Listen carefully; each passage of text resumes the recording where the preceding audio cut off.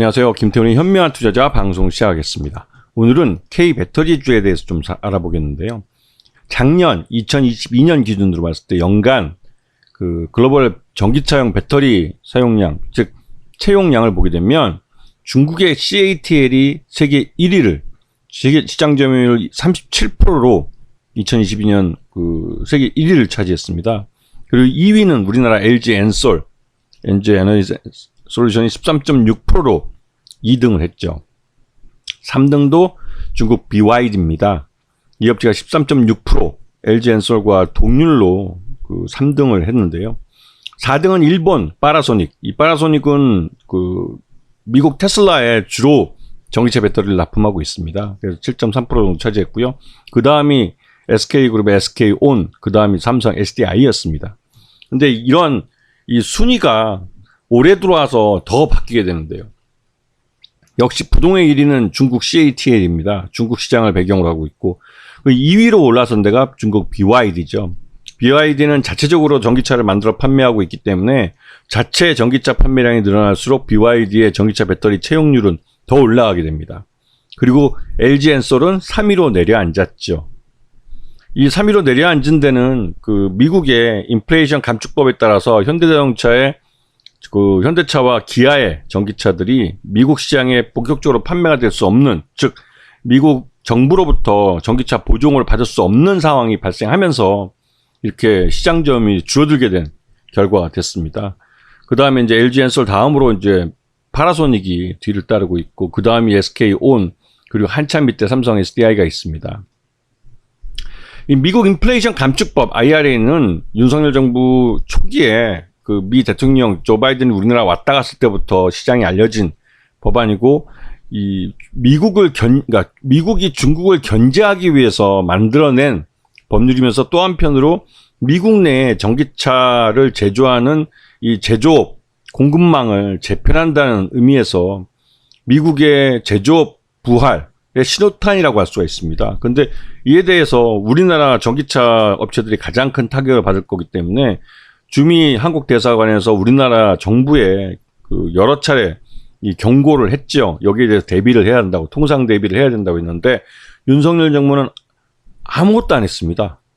그 관련된 분들 얘기 들어보면 윤석열 정부는 아무런 대응도 하지 못하고 결국은 현대차의 그 정의선 회장이 직접 뭐 아쉬운 자가 뭐 우물을 판다고 직접 그 비행기를 타고 미국으로 날아가서 워싱턴하고 뉴욕, 그 다음에 알라바마와 그 조지아주, 그 현대차와 기아의 공장이 있는 그 정가를 돌아다니면서 읍소를 했죠, 한마디로. 그래서 리스차에 대해서 미국 정부의 보조금을 받을 수 있는 예외를 만들어냈습니다. 그 결국은 윤석열 정부가 해야 되는 이 통상 문제에 있어서 아예 기업에 이 문제를 전담시켜버리고 빠져버리면서 그 대한민국 정부는 이 전기차 시장, 우리 기업들이 갖고 있던 전기차 시장을 지키는데 완전 실패했습니다. 윤석열 정부는 말로만 뭐 영업사원이 1호가 돼서 뭐 세계에 나가서 우리 제품을 판매하는 영업사원이 되겠다고 했지만, 이 인플레이션 감축법을 보면 윤석열 정부는 아무것도 못한 무능력의 끝판왕을 보여줬습니다. 자, 지금 현재 2023년 1월, 2월 보면 주요 메이커별 전기차 판매량을 보게 되면 BYD는 전기차 판매율 세계 1위를 달성했고, 그 다음에 테슬라는 2위로 물러섰습니다. 그리고 우리나라 현대기아차는 저 한참 밑으로 리오토라는 전기차 그 스타트업인데 거기한테도 밀려서 그 지금 3% 정도의 시장 점유율밖에 하지 못하고 있는 상황이죠. 이런 식으로 되면 미래 전기차, 그러니까 미래 시장이죠. 미래 시장을 우리 현대기아차는 잃어버리게 되는 것이고, 결국은 그 이는 일자리가 사라지는 것으로 귀결될 수 있습니다.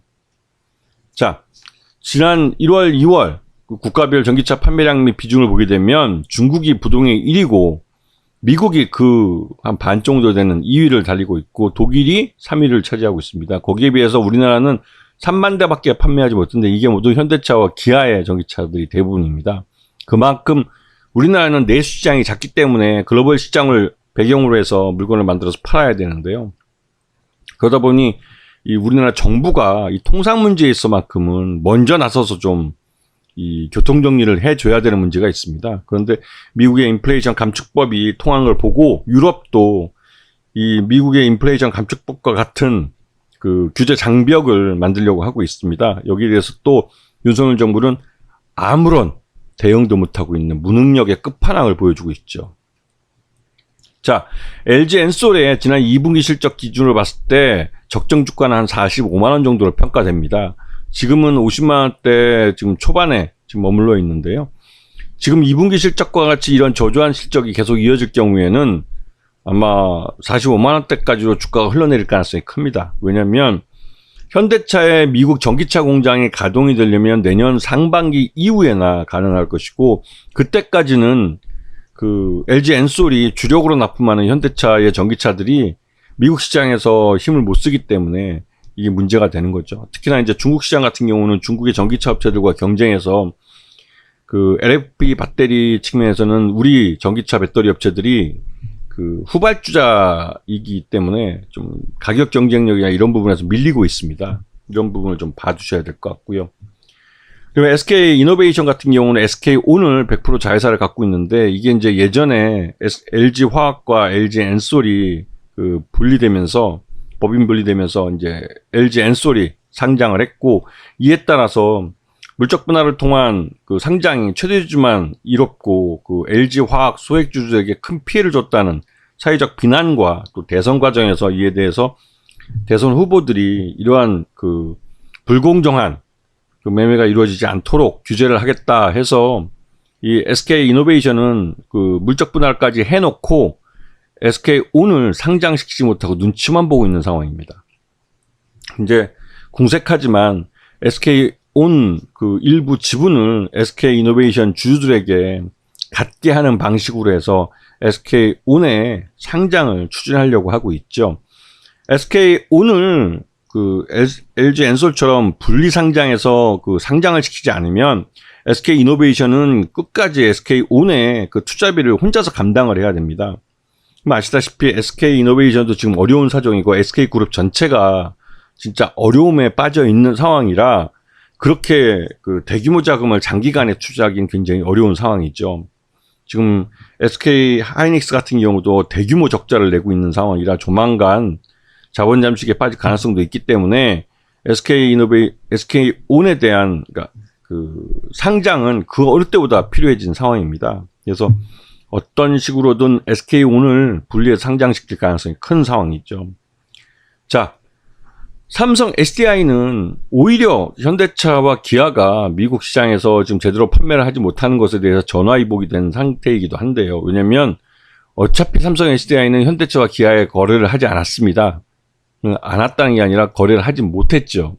정몽구 회장이 살아계시는 한 삼성과 사업 협력하는 일은 없겠다. 왜냐하면 삼성 자동차를 이건희 회장이 갑자기 그 자동차 산업에 뛰어들면서 현대차와 삼성은 경쟁 관계가 됐습니다. 그 이후로 정몽구 회장은 절대로 삼성 거를, 즉 반도체도 삼성 거를 안 썼어요.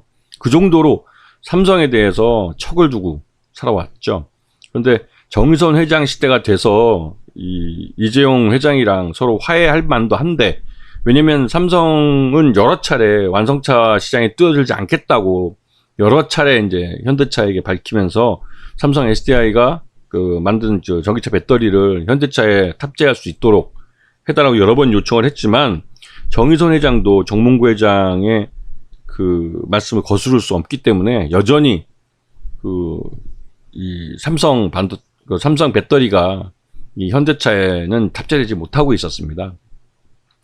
자, 그나마 지금 전기차 배터리 3사 중에 삼성 SDI는 현대차와 기아가 아닌 다른 그 해외 글로벌 완성차 업체들과 거래를 하면서 이 전기차 배터리의 수요를 점점 늘려가고 있습니다. 물론 최근 들어서 이 좀 주춤, 그러니까 이 경기 침체로 인해 전기차 판매량이 떨어지면서 삼성 SDI도 주가가 좀 많이 하락한 상태이긴 한데요. 아직까지 2분기 실적 기준으로 봤을 때는 최소한 70만 원대가 적정 주가로 보이는데 3분기 실적이 어떻게 될지 좀 궁금하긴 합니다. 3분기 실적이 나쁘다면 아마 주가는 그 70만 원대를 못 가고 또 흘러내릴 가능성이 크죠. 왜냐면 2분기 실적은 말 그대로 2분기 때 달성한 실적입니다. 6월까지의 실적을 갖고 평가를 한 것이고 6월 달까지는 그래도 뭐 6월, 7월, 8월까지는 그래도 70만 원대 주가 근처에서 움직였지만 이게 이제 9월 달 들어와서 그러니까 8월 달 지나서 주가가 폭락을 했기 때문에 아마도 3분기 실적이 삼성 SDI도 별로 좋지는 않은 것 같아요. 그만큼 이제 전기차 소비가 많이 줄어든 영향도 있습니다. 그런 측면에서 삼성 SDI도 지금 주가가 많이 흘러내렸기 때문에 3분기 실적이 부진하게 나올 가능성이 있다는 부분을 좀 염두에 두셔야 될 것 같습니다. 전체적으로 우리나라 이 전기차 배터리 업체들이 모두 고전을 면치 못하고 있는 상황이죠. 이런 상황의 가장 큰 문제는 윤석열 정부가 미국의 인플레이션 감축법을 제대로 대응하지 못한 면이 있기 때문이었습니다. 우리나라가 특히 우리나라 현대차와 기아가 주 타겟이 되었고 이러한 통상의 문제는 정부가 나서줘야 됩니다. 그런데 우리 정부인 윤석열 정부는 진짜 무능의 끝판왕을 보여주고 있었어요. 이 전기차 시장에서 말씀입니다. 결국은 이제 우리나라 이 전기차 배터리 업체들이 중국 업체들한테 추월당해서 점점 뒤로 밀려가고 있는 상황이라 자칫하다가는 우리가 미래의 먹거리라고 할 수 있는 전기차 시장에서 우리 기업체들이 그 시장 점유율이 점점 쪼그라들다가 결국은 LG전자가 스마트폰 시장에서 쫓겨나듯이 중국 업체에 등 떨밀려서 쫓겨날 수도 있다는 불안감이 커지고 있습니다. 이 윤석열 정부의 무능이 만들어낸 결과이기도 하죠. 이런 부분들을 잘 감안하셔서 이 전기차 배터리 시장을 그 투자 여부를 결정하시는 게 좋을 것 같습니다. 자, 오늘 방송 여기서 마치겠습니다. 감사합니다.